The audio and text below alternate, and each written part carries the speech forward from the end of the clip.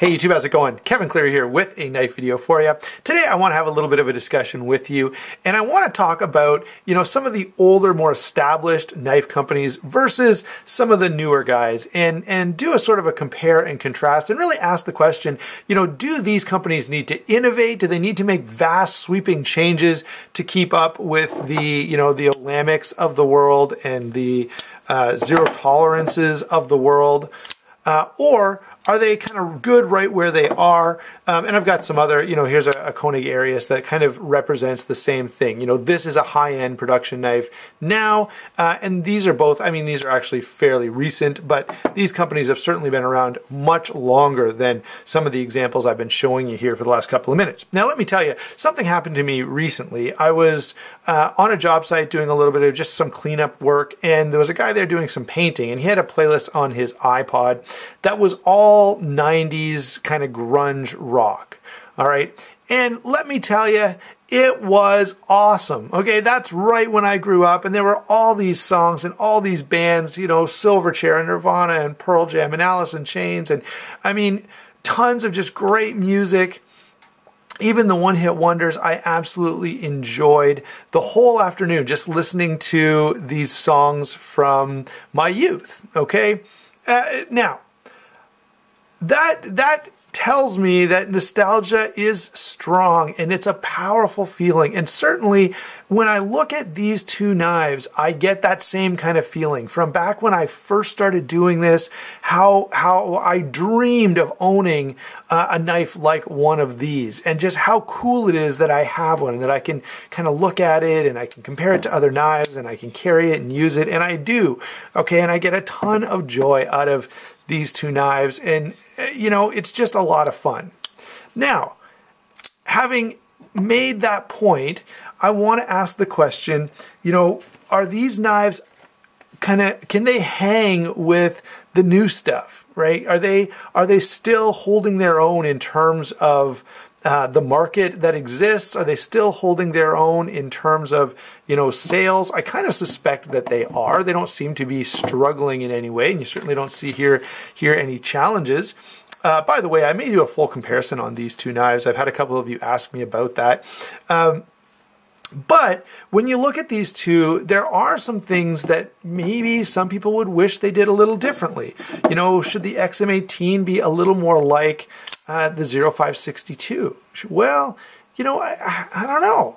Okay, so that's what we want to talk about. And again, go ahead and weigh in down in the comments below with your thoughts on here. I do want to bring in one knife. This is the Real Steel Megalodon, and this throws even a whole new knife in the works because, of course, it's from an overseas maker, and there are other overseas makers like We and Riot Knives who are doing a great job in the high-end production knife market. Okay, so we want to consider that as well. But first, let's start off by giving a little credit where credit is due.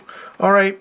I think it's important to notice that some of these new guys, they owe their existence to the old classics. All right.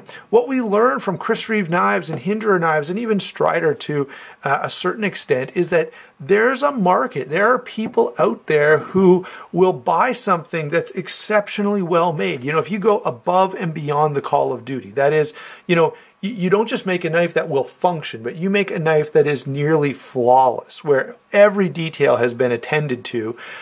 People will buy it, all right? And that can be a hard thing to even wrap your head around initially, right? I can only imagine when Chris Reeve started making knives, how much doubt there was in his head that people would pay the kind of money he needed to ask to do the level of work that he was going to do. And of course, it turned out, I think, for him to be a pretty good gamble that he took. But I guess what he did was he proved to, the Benchmades and Spydercos and Buck Knives and other companies, and we could go on with production knife companies, that, if you go above and beyond the call of duty, if you, come to a place where, you are doing something exceptional, that, it's not going to be for everybody, but that there will be some people who will buy that kind of thing. And in fact, we could actually point out, and I think it's worth pointing out, that millet knives, which definitely kind of belongs in the category of the Olamics and the Koenig knives, millet knives, a bunch of those guys worked for Chris Reeve, and they kind of left from there and went and established millet knives, which I think is kind of interesting. We talk about owing something to a previous company. Well, that's definitely something to consider. All right, so we could, and I guess maybe we should make one more point about this, and that is that overseas companies have figured this out as well. And I'm going to talk about Riot knives because David Dang has done something pretty impressive right from the start. When we started seeing Riot knives on the marketplace, they were a little cheaper than they are now, which I think he needed to do to break into the market. But he was doing just outstanding, exceptionally high quality work and bringing it in for considerably less money than what you could find, for a similar price point in the US. Now, since that time, that has changed a little bit. Now, Riot are still putting out knives that I think if you got them from a US maker would cost more, but not as much more as was once the case. All right, so let's move these guys aside. Let's bring in some modern, updated stuff and continue the conversation a little bit. We now live in a world where we have these companies that are doing these exceptional high-end production knives. Now, ZT is as well to a lesser extent. I brought this in mostly because it's sort of it takes a Hinderer design and offers some updated features, okay? Or some, I don't know. It makes some tweaks to it that would maybe make it more appealing to the modern tactical knife market. Okay, so let's carry on with our thinking just a little bit, taking a look at these two knives. All right, these guys are offering some pretty cool stuff. Okay, they really are. Of course, modern features, more detail, more visual interest, often different designs and different patterns. Of course, we've got most of the stuff is coming off a CNC mill, maybe all of it. And there's a level of skill that's involved with putting a design together. And of course, there's a level of cost associated with getting machinery that will create knives at the level you want to do. And I think the company who has kind of maxed this out the most is going to be Grimsmo Knives.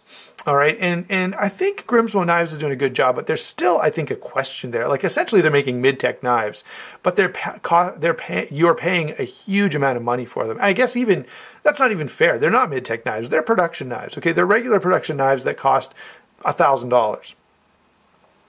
But they have really, really maxed out that attention to detail. They've taken the Chris Reeve model and gone into a whole new realm where they are like constantly improving and doing an excellent job, no question about it. But I guess the question is, there is maybe a more legitimate question of that price point. Will the market actually bear that? Or is there a bit of a bubble that we're going to see Grimsmo have some difficulties moving forward or some kind of course correction? And I suggest you will see some kind of course correction. But a typical modern flipper, I guess a typical modern design is going to have a flipper mechanism. It's going to have some high-end, interesting steel. It's going to have some features like a flipper tab. It's going to have dialed-in action where, the action is very smooth and it drops shut, bearing pivots, detent that is very closely dialed in, and I would say that's true of both of these. And I have some other examples in my collection as well that we could talk about. But yeah, drop shut. Little things like a detent ramp, I think, is a great sort of modern innovation that works really well. And we're seeing others like the Hobeck rolling detent where it's adjustable and where it feels quite different. So another example, and this is one of the reasons I brought this guy here, this knife, I'm fairly certain, I'll confirm in the review, but this knife, at least in the titanium version, has what are called roller bearings. Shirogorov, I think, is the first one to do that. Someone can correct me if I'm wrong. If you know who the first one to do roller bearings was, that's an interesting bit of trivia. But they bring a whole new beast into the discussion. And honestly, they feel like very few things I've ever felt before. They really do. Riot knives, and I guess this may be a Shergoff innovation as well, Riot knives will have the double row ceramic bearings, which are phenomenal, right? And so we've got these actions that are just dialed in that feel so good, where the detent is dialed in, where they flip with a level of precision that is absolutely impressive. All right, so those kinds of things. The other things you see, if you go on Koenig's website, if you want to buy a Hinderer, okay, they pretty much are going to go through a retailer. Okay, you're going to have to go to Blade HQ or Knife Center or wherever. Okay, Chris Reeve, you can buy directly from them, but these guys and many others like them, you buy directly from the source. And because you're doing that, you can request different things. You can say, hey, can you do something different with the pocket clip or the backspacer? I want the milled pattern or the non-milled pattern. I want the DLC blade or the non-DLC blade, different finishes. I want, hand rubbed satin or grinder satin or acid stonewash. We get a lot more options from some of these newer guys. Okay. Which again is pretty interesting. And we also get the opportunity, to sort of feel like we've got something special. Okay, I love my XM18, and there aren't all that many fatty Warren clips out there. It took me a little while to get this one, but the Inkosi, where's the Inkosi now? The Inkosi is sort of like a lot of other products from Chris Reeve knives. There's not too much that makes this one really special. Now you can do micarta inlays, but I'm not sure how I feel about the micarta inlays. I mean, I don't dislike them at all. Anyway, that's a whole different discussion. So there are some limited customization options available from Chris Reeve knives. Now Hinderer does this a different way. You can buy aftermarket, or I guess you can buy extra scales and hardware and inserts for this little slot and pocket clips, which I have done. This is a bought from the Hinderer website.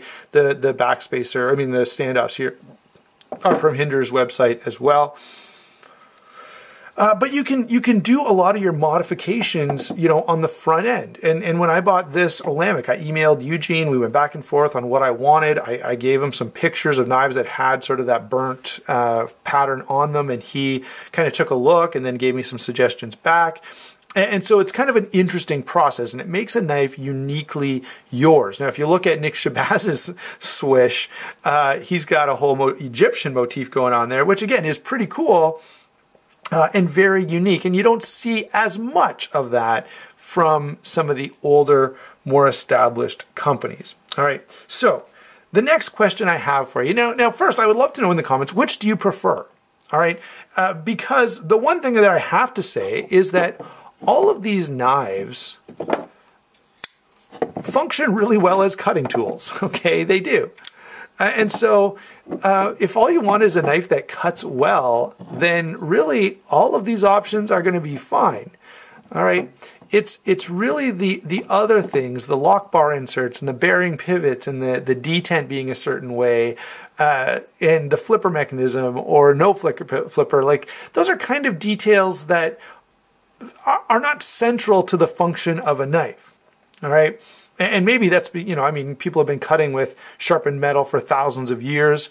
And so when it comes to the sort of basics of what a knife does, you're not going to see a whole lot of change in that. And that's understandable. So I guess the question that we have to ask now is, all right, we've kind of contrasted these two. What should these companies do? All right, should Chris Reeve knives try to make something like this? Should Hinderer knives, do away with the Teflon washers and go to bearings? Should they change the way they do their detent? Or should they stay the same because they've got some things figured out? All right. So now let's have that little bit of a conversation. By the way, I love every one of these knives. I absolutely do. So then let's try to figure out then what these companies should do, if anything, or what they can do that we feel like would make them somehow better. All right, now the first point we ought to make is Hinderer does have a few different models out there now that are on bearings that have the more modern feeling detent and action. Chris Reeve knives, though, not so much. Most of their knives are still, you know, you're not going to get a flipper, you're not going to get the kind of, I don't know what, drop shut action. Now, very, very smooth, very precise, and we'll talk about that when we get into the full review of this knife. By the way, there is some innovation here. The way they've done the washers on this knife are absolutely amazing. When it comes to a user knife that's very stable and very ready for anything, out of all the knives I've shown you, this washer system is about the most interesting and most impressive to me. Okay, we have to ask then, what kind of innovations could they make, right? What kind of innovations should they make? First, I think for both of these companies, they need to be pretty conservative, okay? Because they're at a point now where they're classics, all right? And you can get in, when you do that, when you reach that level, then you've got to be a little bit careful you don't put people off, like Porsche did with the Cayenne, okay?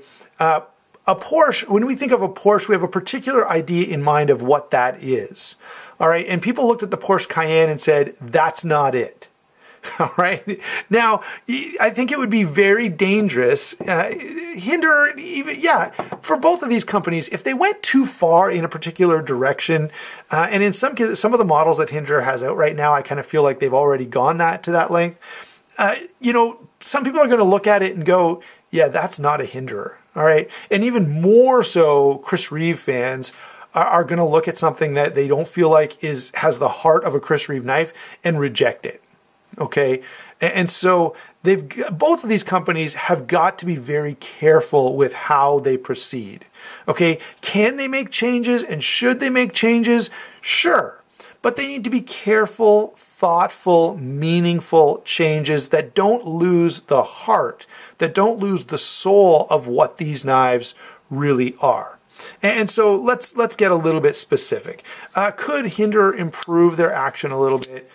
Yeah, it could still stand to, the detent could still be a little tougher, because you can see if I try, now I've used this knife and flipped it so much that I just naturally flip it in the way that it needs to be flipped to deploy. All right, but I would never argue with anyone that says the action could be a little bit better. Should they go to bearings? No. Okay, I wouldn't want to see Hinderer go to bearings. I think that denies something quintessential about what this knife is and what it's meant to be. However, making a slimmer version like they have with the XM24, I think that's a great idea. And I hope to get my hands on one of those nice slim XM24s, either for review or even to add to my collection. Now, I don't know. I don't feel a strong desire to have it in my collection, but I really would like to check one out for review. So if you got one and you want to send it, I would love you for that. By the way, again, I should thank those of you who have done that. You know, this knife that we've used in this video, this knife, both of them are visiting for review, and I'm really, really grateful for viewers being willing to help out that way. Come back to Chris Reeve knives. Should they, there are some things that could stand to be improved. The Chris Reeve thumb stud, I'm not a huge fan of. It does get a little sharp. It does get a little uncomfortable. And so, yeah, I could stand for them to make some minor changes to the way they do the thumb stud. I could also stand for them to make some minor changes to the way they do their ergonomics. This is not an uncomfortable knife, but even compared to the Hinderer, it doesn't feel as good in hand. And for a knife of this price, I feel like it should feel pretty darn good in hand. So there are some minor tweaks that I think they could make that could be an improvement without going crazy and just throwing the Chris Reeve soul right out the window. Okay, do I think Chris Reeve should make a flipper? Absolutely not. They should not, must not make a flipper. When they do that, they will have totally sold out. All right, so there are some minor changes, some minor improvements that could be made, and I think both of these companies have an eye toward making those improvements. I really do. As it stands, guess what though? I still love these knives, and I think, I could be wrong, but I think it's more than just nostalgia. Now, you guys can correct me if I'm wrong. You know, if you've just gotten into knives in the last couple of years, do you feel like, yeah, these things have no place in your collection, you just have no interest in them? Or do you feel like, yeah, these are still great knives, and there's a lot of want still associated with these, and there's still a market for these kind of simplified, really user-oriented knives? Thanks for watching. Don't forget to like and subscribe, and we will talk to you soon.